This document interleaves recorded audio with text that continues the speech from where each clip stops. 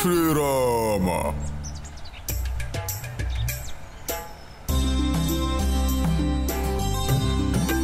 ಹೀಗ್ಯಾಕ್ ನೋಡ್ತಿದ್ದೀರಾ ತಾತ?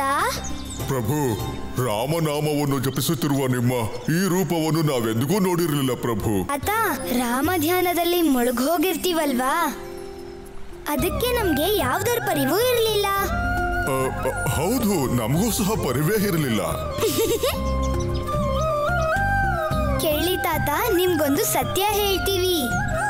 ಪ್ರಭು ಶ್ರೀರಾಮ ಕಣಕಣದಲ್ಲೂ ಇರ್ತಾರಲ್ವಾ, ಹಾಗಾಗಿ ಪ್ರಭುವಿನ ನಾಮವನ್ನ ಮನಸ್ಸಿನಲ್ಲಿ ಸ್ಮರಣೆ ಮಾಡ್ಕೊಂಡ್ರೆ ಸಾಕು, ಪೂರ್ತಿ ಸೃಷ್ಟಿನೇ ಅವ್ರ ಜೊತೆ ಬೆರ್ತು ಹೋಗುತ್ತೆ.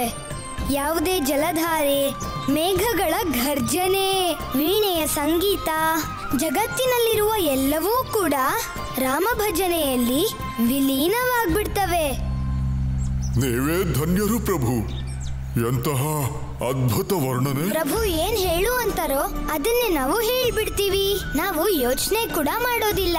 ಹೀಗೆ ಮಾತಾಡ್ತಿದ್ರೆ ಸಮಯ ಹೋಗ್ಬಿಡುತ್ತೆ ತಾತ. ಇನ್ನು ನಾವು ತಡ ಮಾಡೋದ್ ಬೇಡ, ನಡೀರಿ. ಬನ್ನಿ.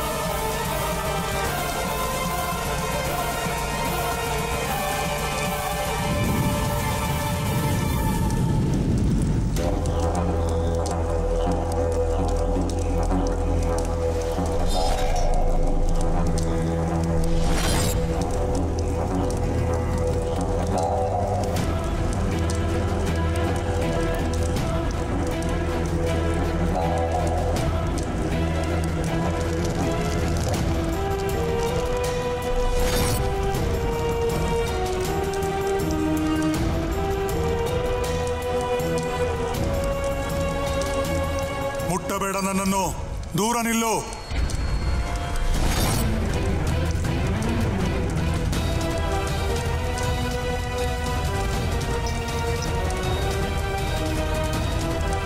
ಮಹರ್ಷಿ ವಿಶ್ರವರಿಗೆ ರಾಜಮಾತೆ ಕೈಕಸಿಯು ದೂರದಿಂದ ನಮಸ್ಕರಿಸುತ್ತಾಳೆ. ಮುನಿಸಿಕೊಳ್ಳುವುದರಿಂದ ಪತಿ ಪತ್ನಿಯ ಸಂಬಂಧ ಕೊನೆಯಾಗುವುದಿಲ್ಲ ಅಲ್ಲವೇ ಸ್ವಾಮಿ? ನಮ್ಮನ್ನು ಸ್ವಾಮಿ ಎನ್ನಬೇಡ, ಹಾಗೆನ್ನುವ ಅಧಿಕಾರವಿಲ್ಲ ನಿನಗೆ. ನಮ್ಮ ಜೊತೆ ಹೀಗೇಕೆ ಮಾತನಾಡುತ್ತೀರಿ ನೀವು? ಆದರೆ ನಾವು ನಿಮ್ಮನ್ನು ಸದಾ ಗೌರವಿಸುತ್ತೇವೆ ಸ್ವಾಮಿ. ಗೌರವ? ಬೇಡಿಗಳು ಗೌರವದ ಸಂಕೇತವೇ? ಹೇಳು, ಇಲ್ಲಿಗೆ ಬಂದ ವಿಷಯ? ಲಂಕೆಯ ಬಗ್ಗೆ ಚಿಂತೆಯಾಗುತ್ತಿದೆ. ಯಾವುದೋ ಶತ್ರುವಿನ ಕ್ರೂರ ದೃಷ್ಟಿ ಬಿದ್ದಂತಿದೆ. ಕೆಲವೊಮ್ಮೆ ನಮಗೆ ರಾಕ್ಷಸರ ಶವಗಳು ಕಂಡಂತೆ ಭಾಸವಾಗುತ್ತದೆ. ಕೆಲವೊಮ್ಮೆ ಯಾವುದೋ ವಾನರನ ಛಾಯೆ ಕಂಡಂತಾಗುತ್ತದೆ.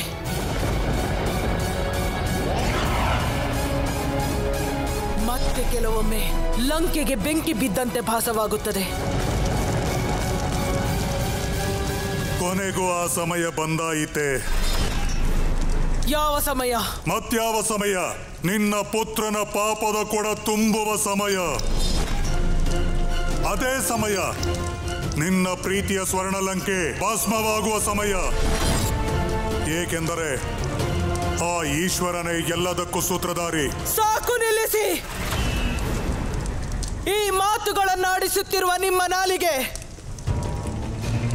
ನಿಮ್ಮ ಸಾವಿಗೆ ಕಾರಣವಾಗಬಹುದು. ಎಚ್ಚರ ಸ್ವಾಮಿ. ನಿಮ್ಮ ಈಶ್ವರನ ಮೇಲೆ ನಿಮಗಷ್ಟು ವಿಶ್ವಾಸ ಇದ್ದರೆ ಕೇಳಿ ಅವನನ್ನು. ಆ ವಾನರ ಯಾರೆಂದು, ಆ ಕಲ್ಲುಗಳ ಮೇಲೆ ಬರೆದಿದ್ದ ಹೆಸರು ಯಾರದ್ದೆಂದು. ಆ ತುಚ್ಛ ವಾನರ ನಮ್ಮ ಪುತ್ರ ಲಂಕೇಶನಿಗಿಂತ ಶಕ್ತಿಶಾಲಿಯಾಗಿದ್ದರೆ ಮತ್ತೇಕೆ ಅವನಿಗೆ ಭಯ? ಯಾವುದೇ ಧೈರ್ಯವಂತ ಯೋಧನು ಬಚ್ಚಿಟ್ಟುಕೊಂಡು ಪ್ರಹಾರ ಮಾಡಲಾರ.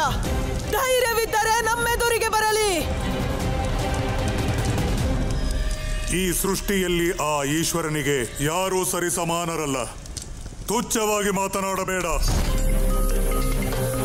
ಒಂದು ಸತ್ಯವನ್ನು ಹೇಳುತ್ತೇನೆ, ಕೇಳುವೆಯಾ? ಎಂದು ನರ ಮತ್ತು ವಾನರರ ಮಿಲನವಾಗುತ್ತದೆಯೋ ಅಂದಿನಿಂದಲೇ ರಾಕ್ಷಸ ಕುಲದ ವಿನಾಶ ಆರಂಭವಾಗುತ್ತದೆ. ನರ ಮತ್ತು ವಾನರರ ಮಿಲನ ಲಂಕೆಯ ಸರ್ವಪತನ.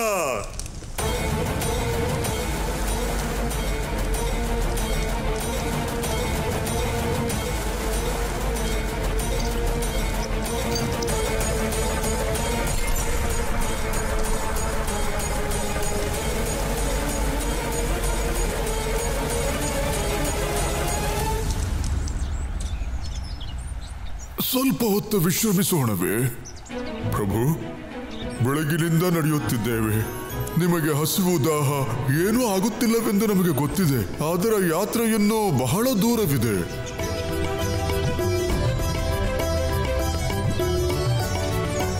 ಪ್ರಭುಗಳ ಗಮನ ಬೇರೆಲ್ಲೋ ಇರುವಂತಿದೆ. ಪ್ರಭು, ನಿಮ್ಮ ಈ ಮಂದಹಾಸಕ್ಕೆ ಕಾರಣ ಏನೆಂದು ತಿಳಿಯಬಹುದೇ? ಏನ್ ಹೇಳೋದು ತಾತ? ಅಯೋಧ್ಯೆಯ ಕಲ್ಪನೆ ಮಾಡಿಕೊಂಡು ಮನಸ್ಸು ಸಂತೋಷದಿಂದ ಕುಣಿತಾ ಇದೆ. ನಿಮಗೆ ಹೇಗನ್ನಿಸ್ತಾ ಇದೆ ನಮ್ಮ ಪ್ರಭುವಿನ ನಗರದ ಬಗ್ಗೆ ಕೇಳಿ. ಪ್ರಭು, ನಮಗನ್ನಿಸುತ್ತಿದೆ ಅಯೋಧ್ಯ ನಗರ ವೈಕುಂಠದ ಹಾಗೆ ಇರುತ್ತದೆ ಎಂದು. ಹೌದಾ ತಾತ? ನಾವಂತೂ ನಡೀತಾನೆ ಇದೀವಿ. ಆದ್ರೆ ನಮಗೆ ಗೊತ್ತಾಗುತ್ತೆ ತಾತ ನಾವು ಅಯೋಧ್ಯೆಗೆ ತಲುಪಿದೀವೋ ಇಲ್ವೋ ಅಂತ? ಪ್ರಭು, ನಾವು ಶ್ರೀರಾಮರ ಹೆಸರನ್ನು ಜಪಿಸುತ್ತಾ ಹೋದರೆ ಅಯೋಧ್ಯ ನಗರವನ್ನು ತಲುಪಿ ಬಿಡುತ್ತೇವೆ. ಅತಿ ಉತ್ತಮ ತಾತ, ಅತಿ ಉತ್ತಮ. ಜೈ ಶ್ರೀರಾಮ, ಜೈ ಶ್ರೀರಾಮ, ಜೈ ಶ್ರೀರಾಮ.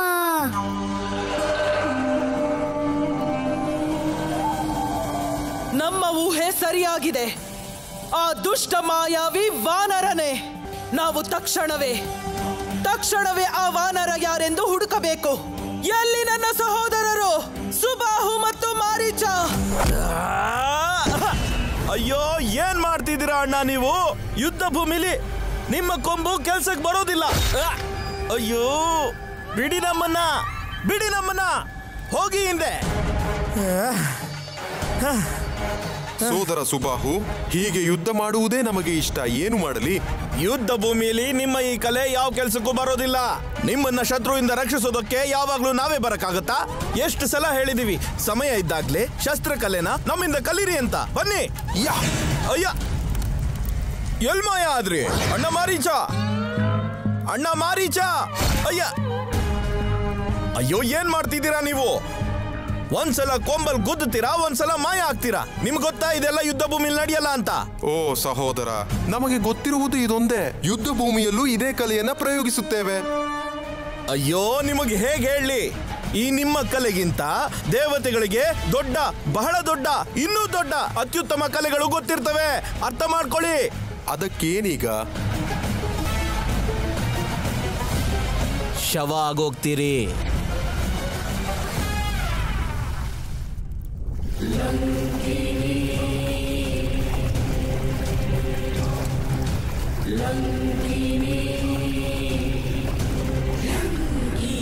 ನಾವ್ಯಾಕೆ ದೇವತೆಗಳ ಜೊತೆ ಸಂಧಾನ ಮಾಡ್ಕೋಬಾರ್ದು? ಏನ್ ಮಾತಾಡ್ತಿದ್ದೀರಾ ನೀವು? ಕೈ ಕಸಿ ಏನಾದ್ರೂ ಕೇಳಿಸ್ಕೊಂಡ್ರೆ ನಿಮ್ ಪ್ರಾಣನೇ ತೆಗೆದು ಬಿಡ್ತಾರೆ. ಮಾರೀಚ, ಸುಬಾಹು, ರಾಜಮಾತೆ ನಿಮ್ಮನ್ನು ಕರೆತರಲು ಹೇಳಿದ್ದಾರೆ.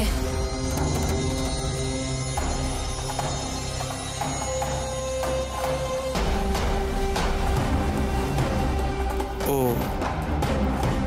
ಏನಾದ್ರೂ ವಿಶೇಷ ಕಾರ್ಯ? ಯಾವುದೋ ಮಾಯಾವಿ ವಾನರನ ನೆರಳು ಬಿದ್ದಿದೆ ನಮ್ಮ ಲಂಕೆಯ ಮೇಲೆ.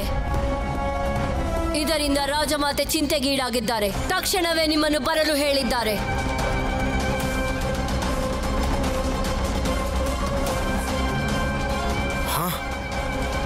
ನಡೀರಿ. ಆ ವಾನರನೊಬ್ಬನೇ ಅಲ್ಲ, ಸಂಪೂರ್ಣ ವಾನರ ಕುಲವನ್ನೇ ಸರ್ವನಾಶ ಮಾಡಬೇಕು ಸುಬಾಹು. ನೀವು ಆಜ್ಞೆ ಕೊಟ್ರೆ ಸಾಕು ಮಾತೆ. ನಾವು ಈಗಲೇ ಪ್ರಯಾಣ ಬೆಳೆಸ್ತೇವೆ ಆ ಕಿಷ್ಕಿಂಧೆಗೆ. ಆದರೆ ಅದು ಸೋದರ ಮಾರೀಚ, ಏನಾದರೂ ಹೇಳುವುದಿತ್ತೆ? ನಾವು ಹೇಳುವುದೇನೆಂದರೆ ಆ ವಾನರ ರಾಜ ವಾಲಿ ಏನಾದರೂ ಆಗಿದ್ರೆ?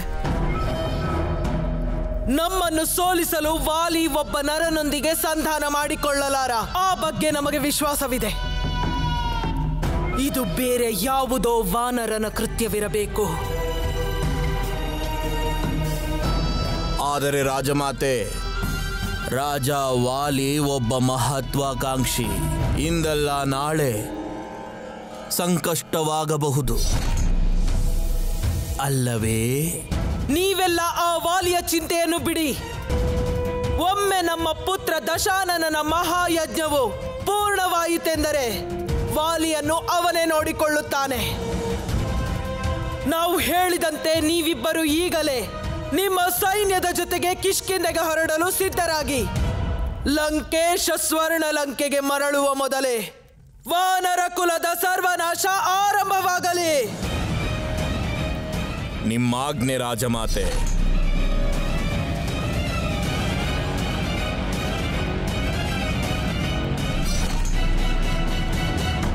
ಜೈ ಶ್ರೀರಾಮ, ಜೈ ಶ್ರೀರಾಮ, ಜೈ ಶ್ರೀರಾಮ, ಜೈ ಶ್ರೀರಾಮ.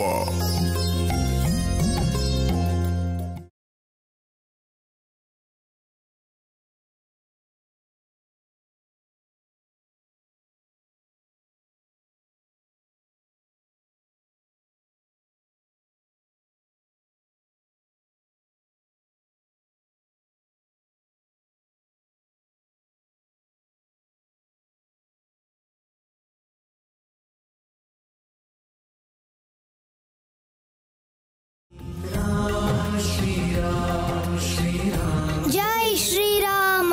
ತಾತ, ನಾವು ಅಯೋಧ್ಯೆಯನ್ನ ತಲುಪಿಬಿಟ್ವಿ ನೋಡಿ. ಅಯೋಧ್ಯ ನಗರ ನಿಮಗೆ ಕಾಣಿಸುತ್ತಿದೆಯೇ? ಅದೇ ನೋಡಿ ಅಯೋಧ್ಯೆ ನಗರ.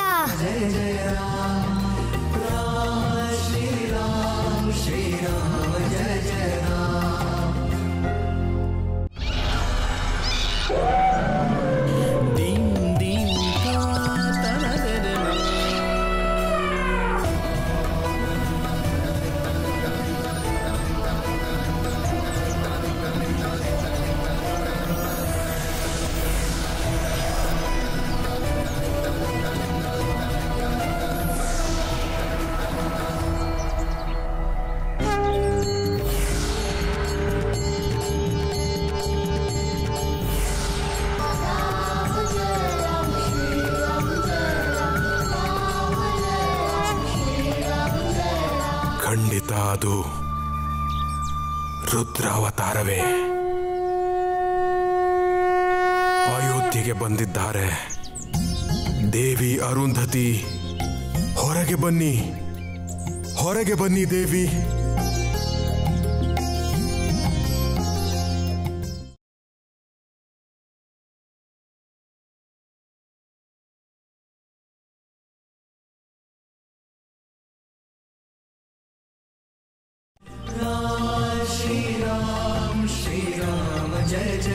ನಮ್ಮ ಪ್ರಭು ಶ್ರೀರಾಮರ ಜನ್ಮಭೂಮಿ.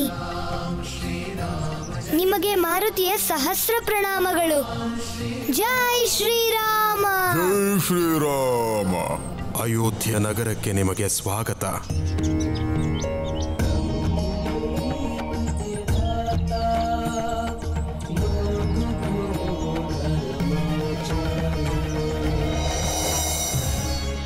ಋಷಿವರ್ಯ, ಜಾಂಬವಂತನ ಪ್ರಣಾಮಗಳನ್ನು ಸ್ವೀಕರಿಸಿ. ಕಲ್ಯಾಣಮಸ್ತು. ಪ್ರಭು, ಇವರು ಮಾರುತಿ. ರಘುವಂಶದ ಕುಲಗುರು ಗುರು ವಸಿಷ್ಠರು. ಪ್ರಭು, ನಿಮಗೆ ಹೇಗೆ ತಿಳಿಯಿತು ಇವರ ಬಗ್ಗೆ? ಅವರ ಮುಖದಲ್ಲಿರುವ ತೇಜಸ್ಸನ್ನ ನೋಡಿದ್ರೇನೆ ಗೊತ್ತಾಗುತ್ತೆ. ಇನ್ನ ಪರಿಚಯದ ಅವಶ್ಯಕತೆ ಏನಿದೆ? ಅಂಜನಿ ಪುತ್ರ ಮಾರುತಿಯ ಪ್ರಣಾಮಗಳನ್ನ ಸ್ವೀಕರಿಸಿ. ಶುಭವಾಗಲಿ. ಜಾಂಬವಂತ್ ತಾತ ಮತ್ತೆ ಮಾತಾಶ್ರೀ ಅವರಿಂದ ನಿಮ್ಮ ಶ್ರೇಷ್ಠತೆ ಬಗ್ಗೆ ಎಷ್ಟೊಂದು ಕತೆಗಳನ್ನ ನಾವು ಕೇಳಿದೀವಿ. ನಿಮ್ಮ ದರ್ಶನವನ್ನ ಪಡೆಯೋಕೆ ಕಾತುರದಿಂದ ಕಾಯ್ತಾ ಇದ್ವಿ. ನಿಮ್ಮ ದರ್ಶನದಿಂದ ನಮಗೂ ಬಹಳ ಆನಂದವಾಗಿದೆ ಮಾರುತಿ. ನಿಮಗೆ ಆತಿಥ್ಯ ಸತ್ಕಾರ ಮಾಡಲು ನಮಗೊಂದು ಅವಕಾಶ ಸಿಕ್ಕಿದೆ.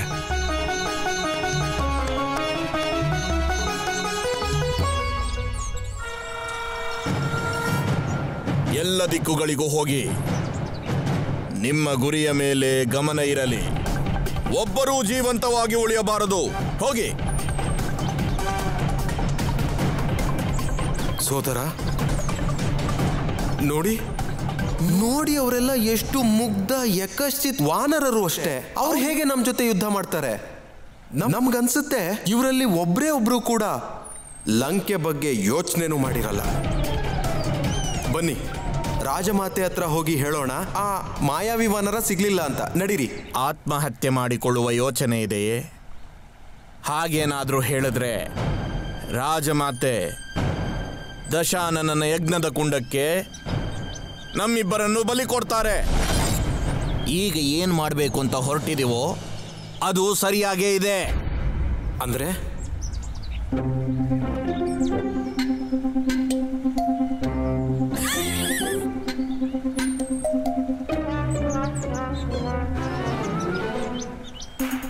ಮಾರೀಚ, ಅಣ್ಣ ಅಣ್ಣ ಮಾರೀಚ, ಏನಾಗ್ತಾ ಇದೆ ನಿಮ್ಗೆ?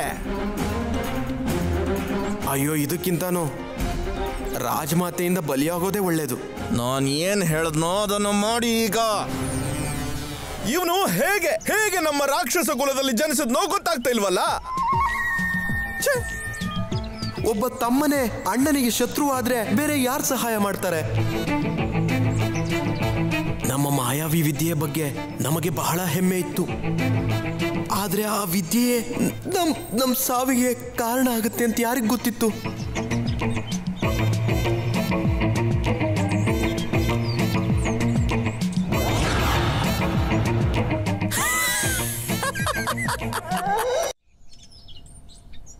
ಋಷಿವರ್ಯರೇ, ನಿಮಗೆ ಯೋಗ ಶಕ್ತಿಯಿಂದ ಎಲ್ಲ ಗೊತ್ತಾಗುತ್ತೆ ಅಂತ ಕೇಳಿದೀವಿ, ನಿಜನಾ?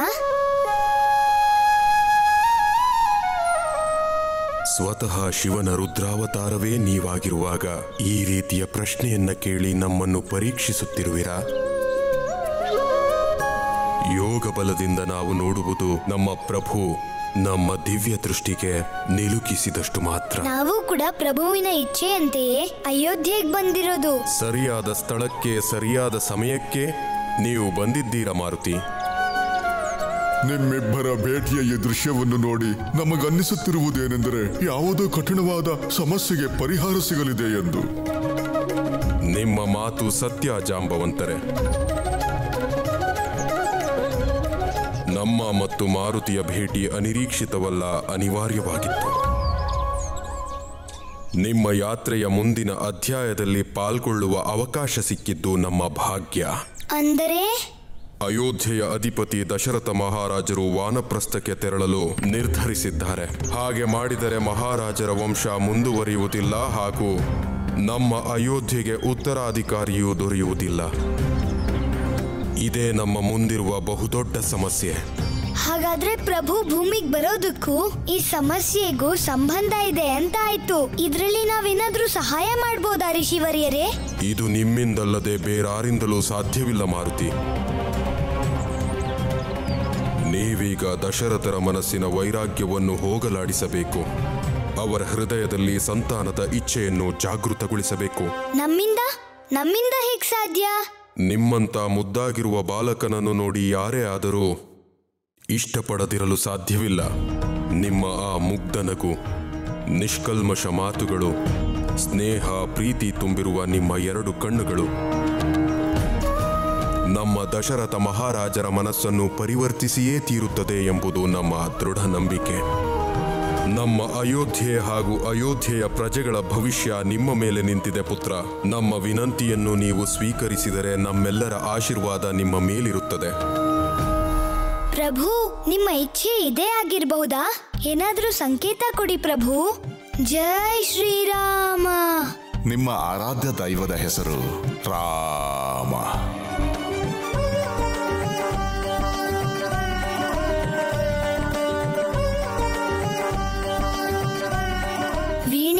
ಸಂಗೀತ ಕೇಳಿಸ್ತಿದೆ. ಅಂದ್ರೆ ದಶರಥರ ಮನಸ್ಸಿನಲ್ಲಿ ತಮ್ಮ ಸಂತಾನದ ಇಚ್ಛೆಯನ್ನು ಜಾಗೃತಗೊಳಿಸ್ಬೇಕು. ನಮಗ್ ಗೊತ್ತು, ಖಂಡಿತವಾಗ್ಲೂ ಆ ಸಂತಾನ ನಮ್ಮ ಪ್ರಭು ಶ್ರೀರಾಮ. ನಮ್ಗೆ ಒಪ್ಪಿಗೆ ಇದೆ.